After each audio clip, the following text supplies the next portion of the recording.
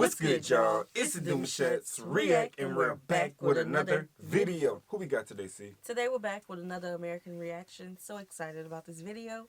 If you're new to us and we're new to you, make sure you scroll down, hit that subscribe button, and turn on the post notification bell because we're on the road to 200K.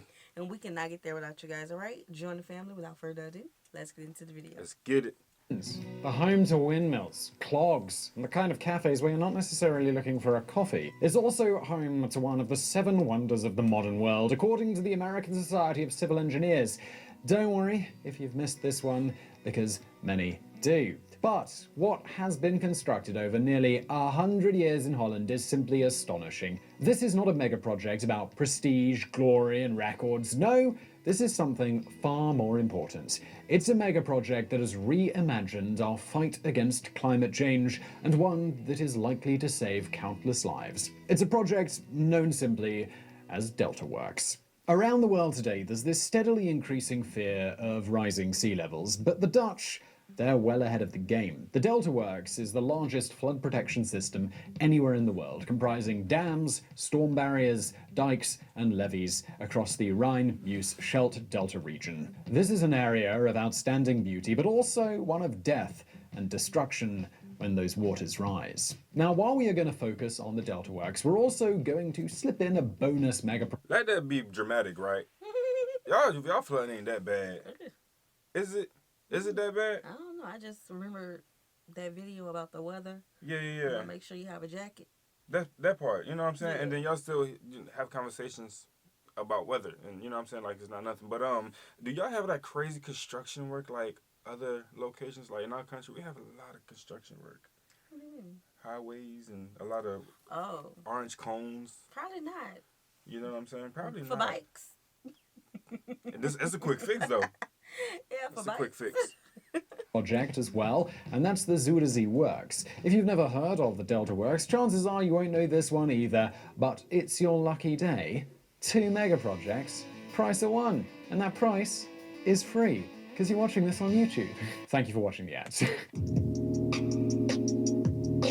This is like actual pictures, I can't imagine. While the threat of rising sea levels will affect millions around the world, certain places fall into a critical category. These sites that are both low-lying and heavily populated face enormous challenges relating to climate change. It's estimated that by 2050, 570 coastal cities around the world will be threatened by sea level rise of at least 0.5 meters, that's 1.6 feet, putting 800 million people at risk. Places like New Orleans, New York, Mumbai, and Osaka are in particular danger, but likewise, so is the northern coastal area of Holland. The predicted effects of climate change and rising sea levels should be apocalyptic enough that everybody is scrambling to ensure these major population hubs are safe, but of course, this isn't happening. Political and financial hurdles are constantly obstructing changes that are needed right now, let alone in 30 years' time. The Delta Works is not simply one project. Along the northern region of Holland, 13 major projects, along with countless small additions such as sluices,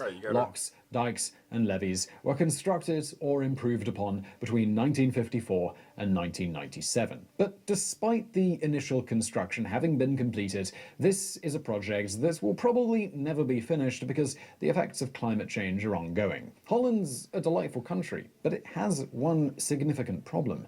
20% of the country's landmass lies below the average sea level, with 50% being 1 meter or less above it, including some of its most populated areas. Humans, we have a bit of a habit of building in dangerous locations. I know it's wonderful to have a sea view or a picturesque image of a meandering river, and yes, having that imposing volcano outside your house provides a wonderful backdrop, but around the world, we are becoming increasingly aware that we have built enormous cities in perilous places. The tragic flooding in and around New Orleans during Hurricane Katrina in 2003 gave us a brief glimpse of just how bad things can be, even in the richest country in the world.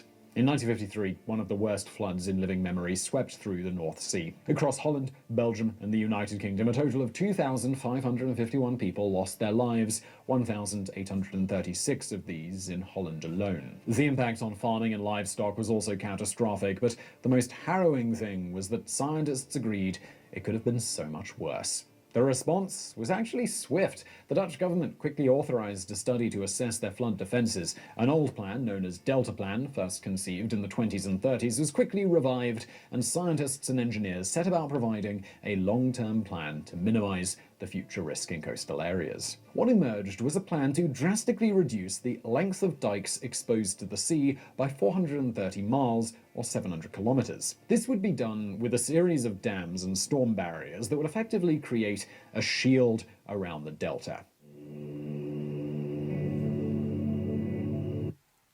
More people need to take this seriously. Like in our home state, there's a lot of areas where the average person could literally go to the coast and see that what was the land that once was there is not there no more. Oh, Like our coast in our home state is literally disappearing. And I remember seeing a chart. It was a graph, and it showed what our state would look like in about 50 years if we don't do anything about the problem. Half the state was gone, baby. See, I'm glad you mentioned. I'm glad you mentioned that, because it made me think of a question. It's like, is it even preventable? Like, seriously, you know what I'm saying? Yeah, Mother it Nature is. and weather, climate change is gonna do what it wants anyway. It You can will. predict it, but let's say the water just decides to go a tad bit higher than your prediction. You know what I'm saying? We have things already set up in place where they have the water cycling through and through, back and forth, making sure it maintains its levels. But when climate change really hits, I mean, I think it would be better off by doing something anyways, right? than not doing it at all. Let's take for instance our home state. We're only gonna talk about our home state, okay? Yeah. We could do what the Dutch did. How they Reduced. He said was it the reduced one when he reduced the walls. when they got the land. Oh, they The built the water land. disappeared. All right, so they actually put What land do you on. call it? I don't know what it's called, but it was an interesting thing. They actually made land. Yeah. Nigeria did the same thing. They did. Yeah. I don't know what that process is called, y'all, but it's when they clear the water out and the earth come up. Or they It's put terrible. it's something like that. Y'all know what we talk about. Exactly. Okay, we're gonna jump back in time quickly, because before we even come to the Delta Works, we have to look at the Zuiderzee Works first. This in itself was a vast project that began in 1920 and finished in 1975. The name the Netherlands, the alternative used for Holland, literally means low lands, and the name is incredibly accurate, as we previously discussed. This particular area of Holland here is a patchwork of rivers, inlets, bays, and canals. Just imagine Venice, but on a much, much bigger scale. The Zuiderzee was a large shallow bay on the North Sea, which stretched around 60 miles, 100 kilometers inland. This was a might great say it source on of here. fishing and, by The all name. accounts, a marvelous place to spend a lazy weekend with the family. However, it was also murderous. During the most serious storms, the dikes on the Zuiderzee would regularly fail, flooding the area nearby. In 1421, a broken seawall resulted in the deaths of 10,000 people in small villages around the Zuiderzee. Plans to seal off the bay had appeared in the 17th century, but it wasn't until the early 20th century that technology had caught up with the theory. However, it wasn't just water safety that the Dutch were concerned with. Their very land was disappearing beneath them. Between Right here. 1200 and 1900 AD, the Dutch reclaimed 940,000 acres of land from the sea Reclaiming and the land, 345,000 acres by draining lakes, a total of 1.285 million acres. Pretty good, I hear you say, but when you consider that they lost 1.4 million acres of land to the Zuiderzee in that time, you begin to understand the scale of the problem. Holland's was That's why I was saying, can you even really predict a natural disaster? I You know what I'm mean, saying? You can try to can. stop it. You can do everything. You could, put everything up you need that's gonna make it not happen. But a natural disaster is like a natural disaster. It is, but think of it this way. We know we get hurricanes. There's flooding, there's house damage, all these things. Fix the problem. We used to live in a city where How you fix the hurricane problem? fix the problem of the levees, the potholes, the streets, all that. We used to live in a city where every single time it rained, we will That get flood- stuck that flood was somewhere bad. because the whole city flood was is bad. flooding. Cars, everything just get damaged. Just thinking about it just gets on my nerves. Y'all, I feel so silly because it was just reclaiming the land. It's early in the morning. So please look. No, but I really feel like it was a name because I remember us watching a video about it. It was actually called something because there was called dumping. something. There was dumping it. Yeah. It was dumping something there, and it was secluded. Like, it was very. It was a job. Right. It was more than reclaiming the land. Yeah. Okay. But again, natural disasters. Living in Louisiana, you guys, we've never truly like we dealt with hurricanes and everything, but not to this point. We just moved like a few years back, in our home that we used to stay in. Total. I'm talking about flipped upside down. Okay. You're talking about you us what I'm saying? as adults. Yeah. As an adult, like 5 years from previous of moving, our house flipped upside down. You know what I'm saying? And natural disaster. The flooding, you can always build a wall, but what comes down? Can you stop something from hitting the home? That's why they have to have maintenance. You know, proper building. Just things you know have what I'm to be saying? in place. Proper bolts. Yeah. All that. Simply disappearing. As early as 1667, the Dutch had mused about potentially damming or draining the Zuider Zee as a way to control flooding, but also to reclaim the land that was quickly being lost.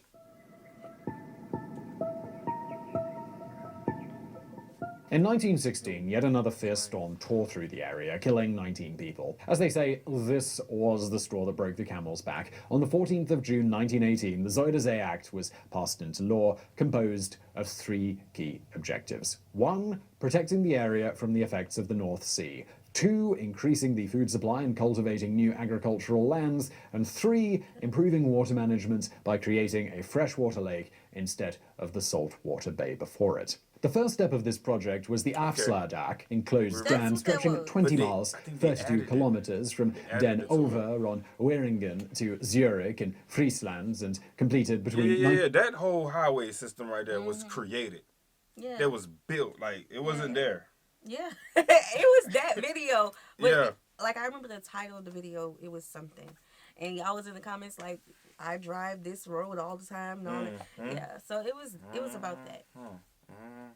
1927 and 1932. In total, 23 million cubic meters of sand and 13.5 million cubic meters of till were used in construction, and between 4,000 and 5,000 people were employed, alleviating at least some of the high unemployment felt during the Great Depression. Today, the dam would have cost the equivalent of around 700 million euros, and it also created a brand new lake. The process of reclaiming lands, as you might expect, is not particularly easy. The areas of reclaimed lands were known as polders, and these were created by damming off a portion of the new lake, then pumping out the water. While only partial areas were fully completed by the time the Nazis invaded in 1940, these polders did supply excellent hiding locations for the Dutch underground resistance during the occupation. After the war, things began to really take off, concentrating on the Flevolands area, a colossal undertaking of around 621 miles, that's 1,000 square kilometers. Water was drained using pumping stations that pumped the water out into the open sea, a process that took between 6 months and a year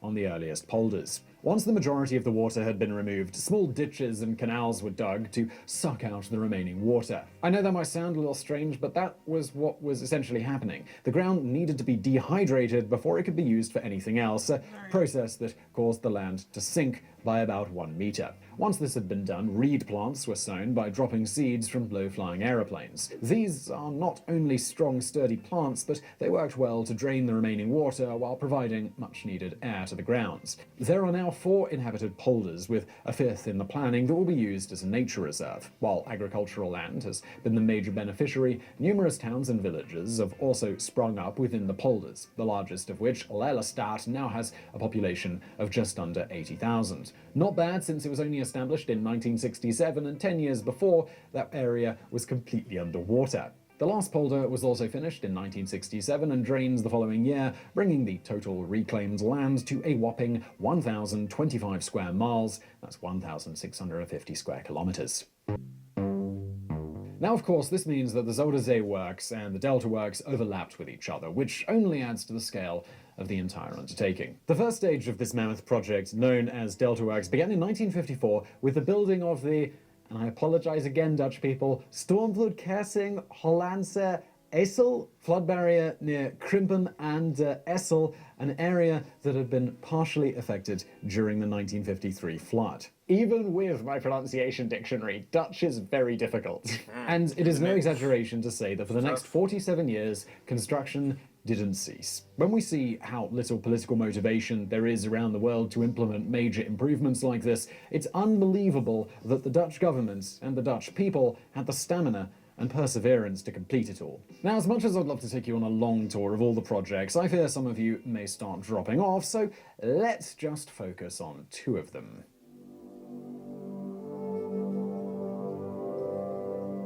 The Ulster Scheerdekering is the big boy of the Delta Works and its most iconic site. The 5.6-mile, 9-kilometer dam stretching from the island of Schouwen-Duiveland and Noord-Beveland was not only the largest addition to the project, but also the most expensive at 2.8 billion euros. Originally, it had been designed as a closed dam, but public pressure regarding how it would affect marine life in the area led to an alteration, meaning that 2.5 miles, 4 kilometers of the dam now has sluice gates that are usually kept open. The dam is formed of 65 concrete pillars, each between 35 and 38.75 meters high, that's 115 to 127 feet, and they weigh 18,000 tons. In between these pillars are enormous metal doors that can be opened and closed depending on weather conditions. Now, when I say opened and closed, it's not quite as easy as your front door. These are 42 meters wide and they take about an hour to close. On the 4th of October 1986, Queen Beatrix officially opened the dam and uttered the words now well known in Holland, something in Dutch, which I'm not even going to try, but in English, it's the flood barrier is closed, the Delta Works are completed, Zeeland is safe. The dam has its own electronic security system, so there shouldn't be any kind of human error. According to Dutch law, water levels must be 3 meters above the regular sea level for the doors of the dam to be completely closed. Since its opening, this has occurred 27 times, the last of which happened on the 10th of February 2020 when Storm Ciara rumbled through the area. It now has a yearly running cost of around 17 million euros, which is a snip compared to the cost of flood damage that we've seen around the world. Here's the second one. The second project we're going to look at is very different. Maaslandkering is a storm surge barrier and is currently one of the largest moving structures on Earth. As I mentioned earlier, there are now significant population centres around the world that are at high risk of rising sea levels. Rotterdam, with its population of 650,000 inhabitants and lying exactly 0 meters above sea level, is just such a place. Initial plans for this area were to reinforce existing dikes. However, by the 1980s, it became clear that not only would it take the best part of 30 years to complete, but it would also involve destroying parts of historic Rotterdam. A new idea was needed. At the time, Rotterdam was the busiest port in the world, so to keep shipping lanes open, whatever was built across the waterway would need to be movable. What we see today are 2 floating gates on either bank, each with a 22-meter high, 72 feet, and 210 meters, 689 feet long steel gate. Each gate then has a set of steel trusses that extend further back in a V shape and act as beams to support and strengthen the whole structure. They are designed in such a way that all of the pressure from the water is transferred to a single joint at the rear, which acts like a ball and socket joint, very similar to what we have in the human hip. But these are no normal mechanical joints. They are the largest joints in the world, with a diameter of 10 meters, 38 feet, and a weight of 680 tons. On the 10th of May 1997, Maaslandkering was opened again by Queen Beatrix. In normal operation, the arms, which each weigh 6,800 tons, remain in their dry docks on land, but when needed, they begin to move across the water towards each other. When the gates are 1.5 meters, 5 feet apart, they are filled with water and slowly submerged to the bottom of the waterway, where they are finally connected, creating virtually watertight protection. All of the decision-making here is done so using computer systems and algorithms. Just in case you're interested, it was 200,000 lines of code for the operational system and another 250,000 for the simulation systems. Like the previous construction we mentioned, this one had initially been programmed to initiate 3 operations when a 3-meter, 9.8 feet rise or above was predicted. However, for testing purposes, that was lowered to 2.6 meters, 8.5 feet. It is expected to be needed once every 10 years, with that number rising to 5 times a year by 2050. In the first 10 years of operation, the Maaslandkering did not need to be closed once. So wait a minute. So since these 2 dams, and this was only 2 projects that he spoke on, have been constructed, right? Has there ever been any hiccups like what we had with our levees? Yeah. Because whew, That's a good question. I would love to like see their process, because I know that the Dutch tried to come and help New Orleans. Yeah. This is from 1950s, 1980s, all the way to 2024. Yeah. No flooding since. That should have been. I mean, We y'all all know poured that. a We all lot know of that. money. Y'all put a lot of money Yeah. into these systems to work. And I don't think he mentioned yet. I wonder how long it takes for this one to close and open. Because the other one took it took an hour for them doors to close, and it doesn't look right. Baby, listen. Tons. The Dutch man, know water systems. Okay. But on the 8th of November 2007, alarm bells began ringing across the region. Oh, no. For the first time, the colossal Delta Works protection system whirled into full operation, with all the storm barriers and dams closing together to protect the Dutch coast. And it totally worked.